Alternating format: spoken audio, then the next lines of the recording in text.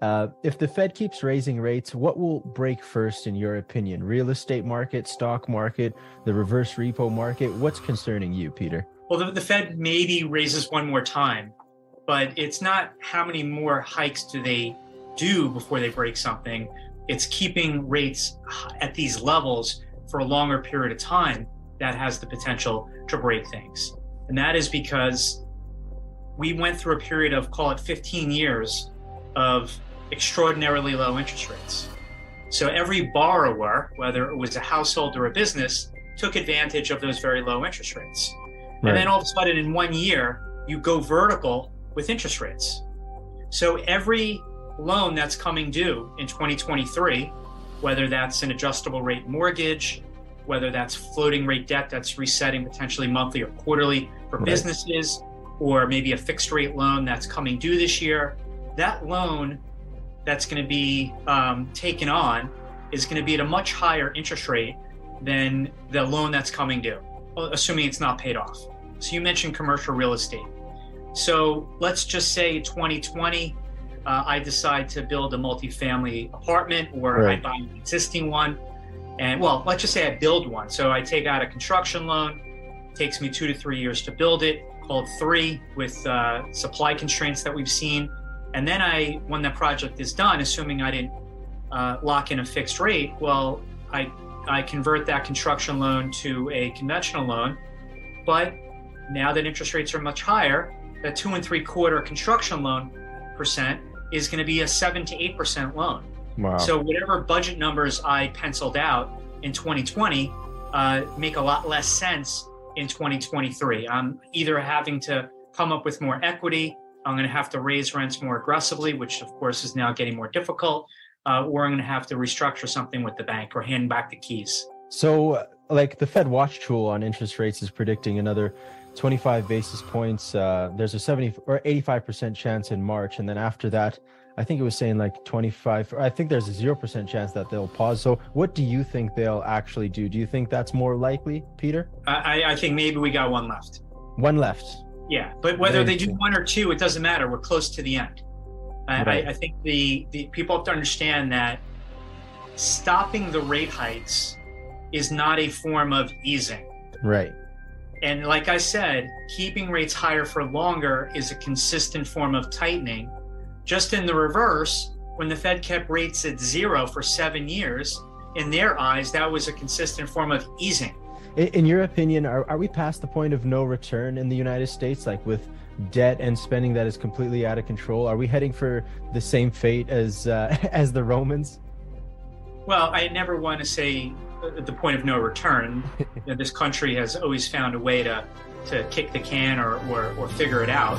We'll always be able to sell more debt.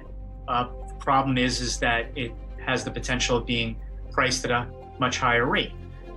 The average maturity in U.S. debt of the 30 trillion is, I think, 6 or 7 years.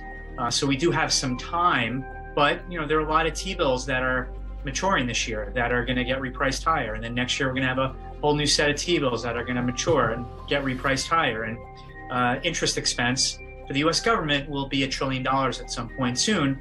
And that does create its own problems. We know for going back 40 years, deficits didn't matter. And all the debt we took on didn't matter. And yes, you're asking a question of, do we need to start to figure out when it actually matters? Right. And I do think we need to start thinking about that again, because the Fed's doing QT, foreign central banks are basically selling treasuries. Banks are no longer buying treasuries to the same extent. On the other hand, we have pension funds, we have individuals that are taking advantage of attractive treasury yields, but the dynamic certainly has changed. The inflationary story has changed. Budget deficits as a percent of GDP seem to be making higher highs, so to speak. We're about to go into this recession with the budget deficit at 5.5% of GDP, and that's before a notable slip lower in tax receipts. So, and then maybe this just gets expressed in weakness in the dollar too, and we have to pay attention to that. But I do think it's fair and important to start thinking about these things, because when you look back over the past 15 years again. Where were all the excesses from all this central bank policy? And I like to say that the biggest financial in the history of financial bubbles was in sovereign bonds, in terms of dollar amounts. And negative interest rates were the epitome of a bubble where you literally had to, every bond you owned was its own hot potato. And we had $18 trillion worth of those in December 2020. Now, luckily, we don't have any. But there's a consequence to that as central banks try to reverse what they're doing, try to shrink their balance sheets. So now it's important to start thinking about these things. Well, what do you see more similarities for Peter? Do you see more similarities now to 2008 or now to 1929 and the collapse then? Well, 2008 certainly not. In that you almost collapsed the banking system, which is not the case here. Right. 29 had its own dynamic too, so I don't necessarily want to say that this is like that. And every cycle has its own sort of characteristics.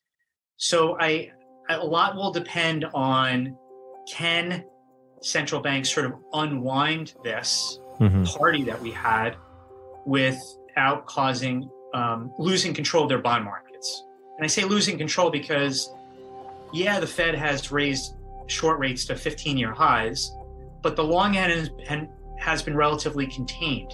Yes, we're up a lot. Yes, to get a mortgage right now in the US, a 30-year fixed will cost you 6%, double where it was. But a lot of that was intentional. But its economic impact is now just being felt.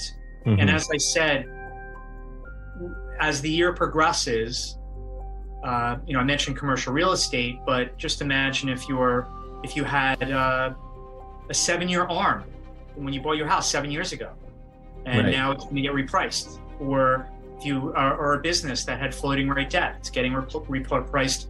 It's gotten repriced every month or every quarter, however the terms are, or anybody's loan that's just coming due. So the allocating more cash flow to interest expense just sort of chips away at economic activity. And I think that's what we have to watch out for. So this may not be an event just yet. It may just be what I can call death by 1,000 cuts type economic scenario that sort of chips away at activity because, like I said, more money is then allocated to interest expense rather than hiring or expanding one's business.